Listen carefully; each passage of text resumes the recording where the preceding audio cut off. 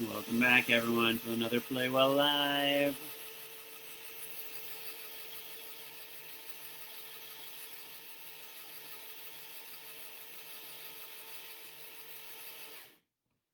All right, hey everybody, Mike here again. All right, I just couldn't get enough of this Spirograph machine that I made on Monday. So welcome to take two on Spirographs. I've got some other ideas here that I want to attempt today. So if you missed our Play Well Live Challenge Edition on Monday, we were making this Spirograph machine. Turned out super cool, making these fun designs, right? And so I got to thinking that was sweet. But what if we could do a more simplified version that a lot of you could actually do at home? Okay. So today we're gonna explore some kind of non-motorized simplified versions here and look at some different techniques to still create some of these cool designs using Lego and just some other simple materials. Okay. So I'm gonna set my machine over there. I've been tinkering with it all since Monday. So welcome back to another Play Well Live. Let's get going here. So, all right, Spirograph. From our machine on Monday, we discovered some cool things about how to make these different designs. If you noticed on my machine here, I had kind of two main components. One that was spinning my tray where my paper was, and one that was making this arm with holding the pen move back and forth. So those are the two things that now we want to look at recreating. So if you're going to be wanting to build along with me, I know I didn't post a picture ahead of time kind of pieces and things that would be helpful, but if you're watching this and you're wanting to build and try some things, some bricks for sure are going to be helpful. We are going to need, if I can get them off here, we're going to need some of these smooth tile pieces, right? Any shape really will work. We're going to use a variety of those. And then the other key part is going to be some plates, something larger, and our round bricks. Ben has used these a lot in some different ones, so our round bricks, different sizes of those round ones, okay? There are going to be other ways you could do this as well, but those are going to be the pieces that I'm using today.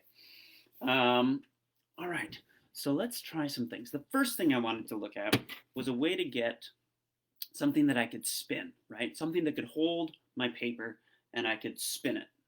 Now I'm thinking of just like something that I can spin and set going and then worry about where the pen is going beyond that, okay? So my first thought was to create kind of a little holder for something with these round bricks. So here's what I built. It's got a big plate over here that I'm going to have upside down to kind of give as smooth a surface as possible. Okay, I didn't want a lot of studs sticking up on there. And then I've got just a little tower of bricks and some of these round ones, okay? And you'll notice that I have a row of studs around the outside of that, okay? So then I just built a little kind of holder for it. I built a little stack of bricks with a 4x4 space in the middle that's going to fit this upside down part here, okay? And then I just put some smooth tiles on it. So you see it didn't really matter what size they were as long as I was covering those studs, giving this something smooth to rest on, right? So if I drop that in there, here's my thought. Now I can spin that. It spins for a little bit. Okay, all right, it spins for a little bit. But here's the thing.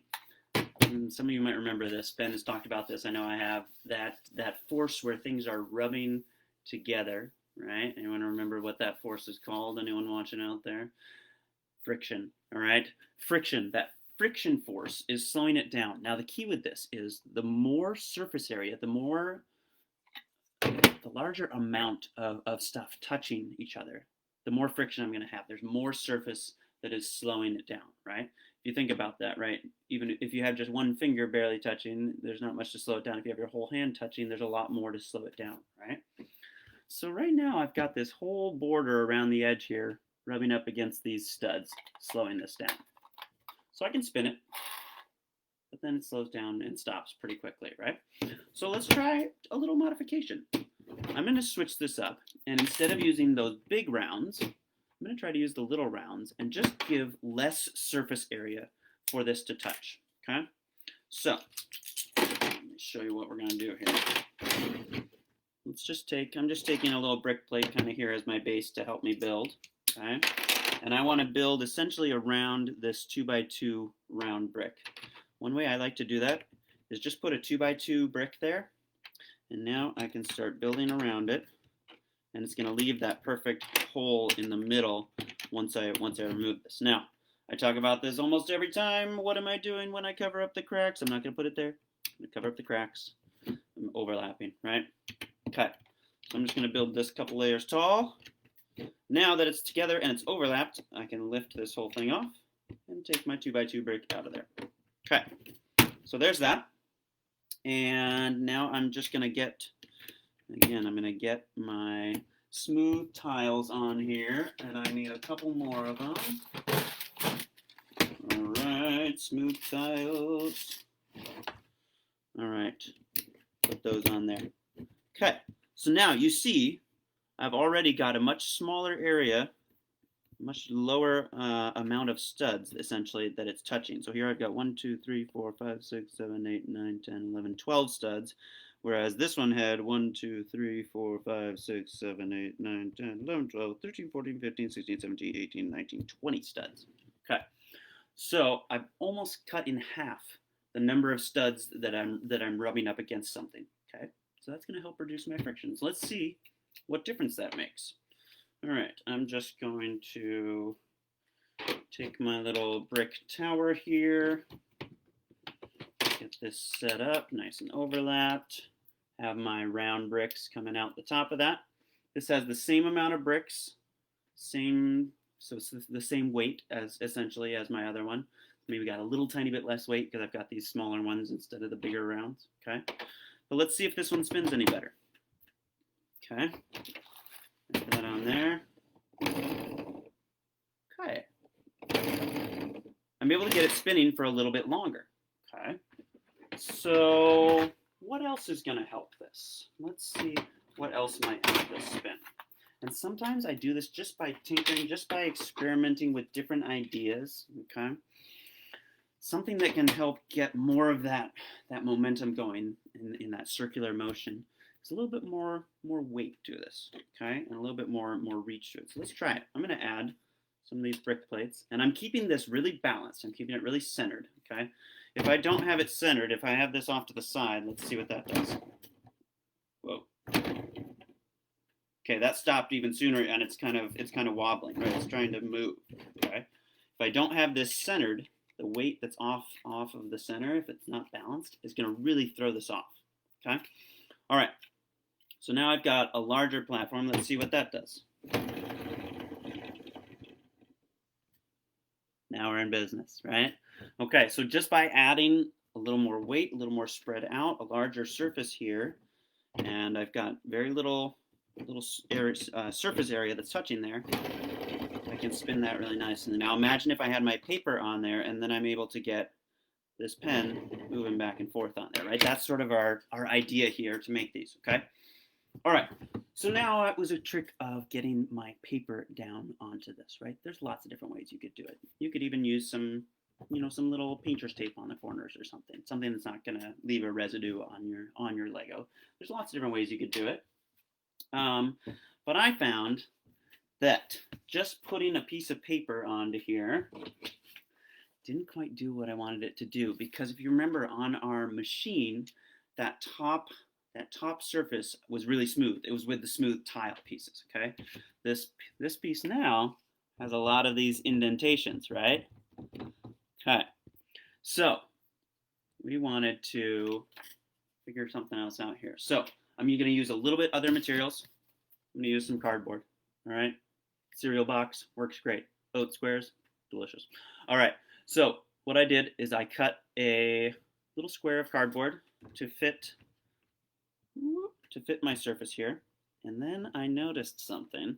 These holes on the bottom here are basically the same size as a hole puncher, so I just punched holes in the corner of my piece of cardboard so that it would line up. All right, now There's lots of different Lego pieces that you can stick down through that, whatever you have that works. I found what's really nice is to stick some of these little black pins in there, these little friction pins. Okay. And then I'm just going to take one of these little holy beams. You could even just use a brick on top of here, actually, though. Let me just use a brick. That's easier. All right, I can put a brick. The hole on the bottom of the brick can go right on the top of my friction pin. And now this sort of is able to spin and hold my paper in, right? I'm able to attach paper, spin, lock it down. All right, it's not holding it super tightly. Okay, there I could get that maybe to hold tighter. You can also use one of these pulley beams. It actually sits a little bit farther down onto the pin, I think, and holds that paper a little bit tighter. Okay, so there we go. Let's check it out. That's able to go for quite a while just with a nice gentle spin on there, right? Okay, so we've got the first part of our manual spirograph, okay? It's just using some force to spin it initially and then it goes for a while, right? So let's see. Let's see if this is going to work with kind of what we're hoping to do. If I spin this and then just sort of put this pen down there and move it back and forth, that should get us the idea we're going for, right? Now, we're not going to be done there, but I want to sort of just look at what this is going to do. Let's spin it nicely. Okay, it stops pretty quickly, though, huh? Okay, you can see, though, that the idea is there. We're getting some of those same loops. Okay, it's a little messy right now, but let's see if I can give it a really good spin. We're not quite there, are we? Okay, so here's the other thing I wanted to do then. I wanted to get this pen set up again, just like I had in my other one. Something to hold it in the right position, but that I could still move. Okay, so we're going to use this same method, and we're actually going to reuse this little box that I created first to house the little kind of tower and arm that's going to hold our pen. Okay, so let's see here. Let's start working on it. I'm just going to set this aside for now. Okay, and we're going to build a little mechanism to hold our pen. Now, if you watch the other one, you notice that I used rubber bands and some Technic pieces and things to kind of create a little jaw to hold my pen. I'm going to do basically the same thing now, but with bricks. Okay? So, here's the thing. I built just a little tower, something to get me up above kind of the deck of this, right, where I've got that spinning. Okay? And then what I'm going to do is I'm going to build a little arm out there that has essentially that same jaw, that same rubber band mechanism to hold onto my pen. Okay, so just whatever bricks I had, took some longer bricks, kind of reinforced it, right? Overlapping. I know I'm a broken record when it comes to overlapping, okay? But it's super important. So, built this arm out here. And then here's the thing with bricks. We've done this a little bit with a variety of pieces. You can create these hinges, right, that are going to allow you to hold on to things. All right. So, hi, Tyler. Thanks for joining us. All right. So what I'm going to do here is I'm going to make a little hinge with my brick. So I built this. I had this arm coming out here, okay? And I'm going to just add a brick onto the bottom there, so it's sticking off. And if I take another brick now and just connect it to one stud right on the corner there, see how that can move, right? I don't need it to move much. It runs into the studs if I try to open it too far. That's okay. I don't need it to move much. I just need it to be able to close tightly down. But as you can see, it falls apart really easily, right? Okay, so all I'm going to do is what? Overlap. I know, you're getting sick of me overlapping. Okay, this is a little bit different type of overlapping, but I'm basically going to take this piece that's on the bottom and put another one in exactly the same position on the top. So it locks that hinge into place, right? So now that can open and close. And imagine that's what's going to open and close around my pen, okay? But what's going to keep it closed? Rubber band. All right, so I have these little belts, these little rubber bands that I can put around there, okay? But right now that can sort of slip off the front because it's sort of angled down there. So I need something just to hold that in place. I'm just going to plop another brick onto the front of this. There we go, with a little lip sticking out so that my rubber band can't go past that. Okay. All right.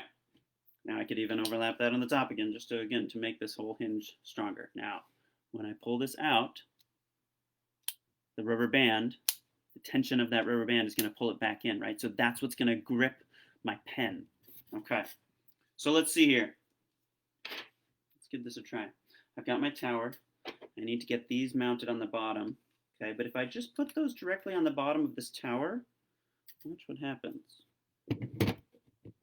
It falls all the way down in there, right? If it's off at an angle, it's able to spin, but then when it gets to the end, it drops right down in there, right? So I need to have a surface that's a little farther out first. So what I'm going to do is on the bottom of here, I'm going to go out a stud.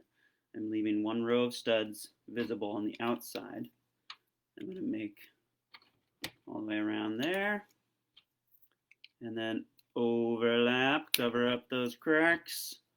Go back all the way around here. And we're going to see if this is going to give us what we need to allow this to sit down in here. So now I can just attach those onto the outside there. And I can drop this in. Okay, so now I'm able to control this. I can mount my pen in here in such a way that it's going to reach just down to where my paper is. And then I can move it back and forth just like our machine was doing. Okay? We're getting close to testing this out. All right, let's see. Hi, Logan from Texas. Thanks for joining us. All right. So if you were just joining, we're recreating our Spirograph machine from Monday, but with much simpler parts, trying to do a non-mechanized, non-motorized version of it that can still create some of these unique, cool designs, okay? So what we've got, part one was building our platform for our paper, right? Okay, and we're just using these round bricks into a little hole that we've lined with our tiles, right? So that it can spin nicely. And let's see if this is set up correctly. I need this to be able to spin and not run into my tower here. Uh-oh. Okay, so it runs into it. That means I need to get this just a little bit farther away. Okay, so here we go. I'm just going to take my little box here. Let's see if I move it over one. Is that far enough? Let's test. Ooh. Ooh, it's sort of still hitting a little bit there. I think moving it over one more is going to be a better bet. All right. There we go. And I'm just going to put then a little support under the side because I have it hanging off the edge. If I had used a big base plate instead of this brick plate, I might have had more room to build, right? Okay. So we've got the two parts of our machine. We've got our arm that can rotate, that can hold the pen, and we've got our spinning part here, right? Okay. Now, this is going to be probably a better project to put into use with two people instead of one. So you might have to rope in someone else to help you with this one of the spinning parts, right? So that someone can keep this part spinning and someone can keep this part moving, okay? But this is the idea. This spins and this goes back and forth, just like our machine did, okay? Let's try it. All right, I'm going to get a fresh, well, let's just test it on top of, I'm down to one piece of fresh paper. Oh no.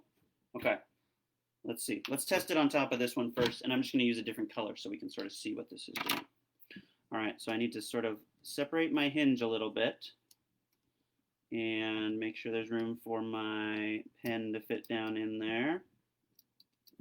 Okay, and if I have my rubber band in place there, it's going to hold on to that pen, right, and allow me to move it back and forth.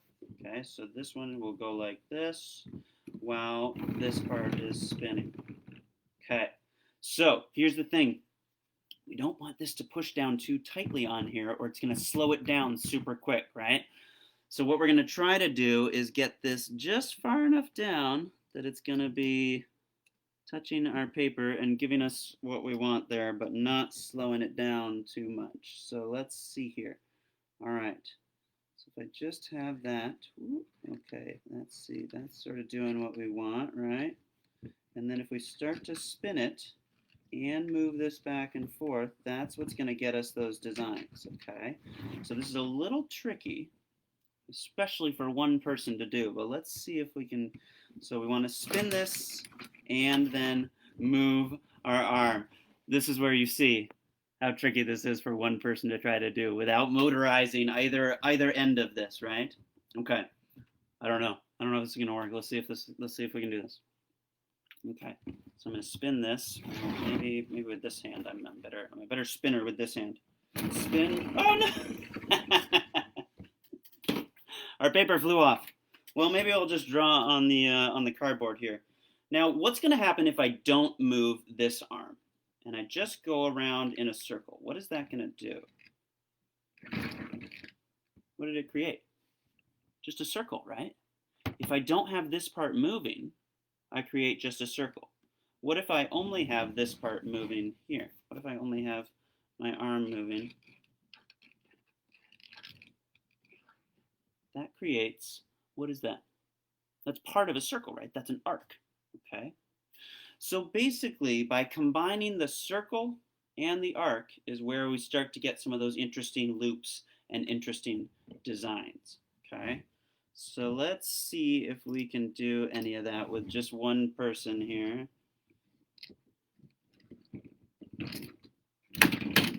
Okay, all right. So this design needs a little bit of tinkering. I really want to see if people can create a design like this and with two people put it to good use, because I think that's going to be the key to this hand-powered version, okay? Now, we're just about to the end of this. I want to try one more thing. Okay, let me take this off here.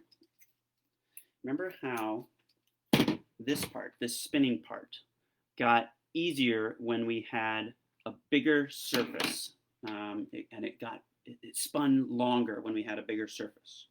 What if we take this to another level here? Okay. Let's ditch this, and let's go even bigger. What do we think? All right, let's see here.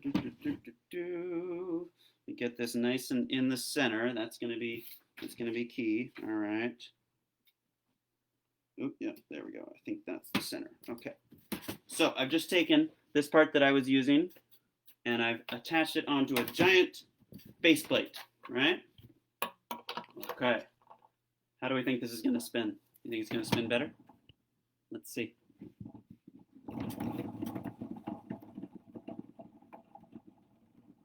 Okay, that spins way longer than the other one, right? And I didn't even give it that much spin, and it sort of ran into my hand at the start because I don't have a big enough surface for it down here.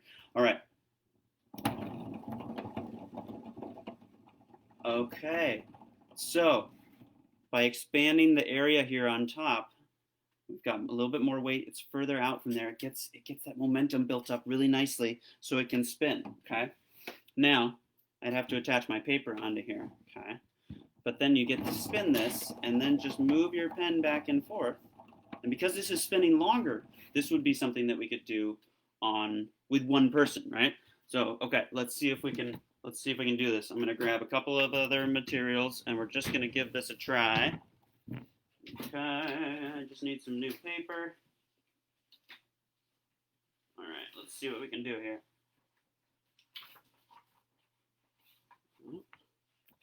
All right, and here we go. I'm going to use a little bit of tape just to hold it down right now, just because I don't have a Lego clip kind of built into this one yet, okay? But this is going to be our last thing that we try, just to see what this does, because I want to see what we can do, even if you have just one person trying to operate it. Okay, so I've got my paper. I'm just going to use some painter's tape here so I don't leave any residue on my Lego, because I don't want my Lego to be sticky after this. Okay, 1, 2, 3, and 4. All right, so I've got my paper there. I've got my pen ready. And remember, if I just put it in one place when it's spinning, I'm going to get a circle. If I move it while it's not going, I get my arc, right? So we want to try to combine those two things. And let's see if we can do this. Okay, so I'm starting to get those same designs. It's tricky because it doesn't go as long. Okay, interesting. I'm going to try to go a little closer into the center and do a little smaller movements and see what I can get there with this, okay? Oop, that wasn't a good spin. Let's give it a real good spin. Okay, okay, so take a look at this. Right in the center there, you start to see some of those same shapes that we were getting from our spirograph, okay? Now, admittedly, this is still a work in progress, but that's what I love about all of this, right? Is you're testing ideas, you're tinkering, you're trying things. I want to see someone take this and run with this. Maybe you create just like a little hand cranked version of it so that you can spin it at a regular rate. Or maybe you have another person who's just there continuing to get it to spin for you, right? While you're able to move the pen back and forth. I don't know. I want to see what kinds of designs we can create with this. So test it out, give it a try, and share using the hashtag #PlayWellAtHome. Share with us or comment a picture on this video, whatever it is, whatever designs you can create using this sort of Lego machine mechanism that we've created here. I want to see them. All right. Well, that's it for today. Thanks for joining me and attempting to make our non-motorized spirograph. And big plug, tomorrow, Ben and I are going to be on here together again for kind of an epic treehouse finale. We're going to be together working on, Ben's going to be working on his treehouse. I'm going to be working on the treehouse that I've been building with my daughter. And we're gonna see what we can create. We're going to create some fun stuff together. So I hope to see you there. And have a great day. Bye, everyone.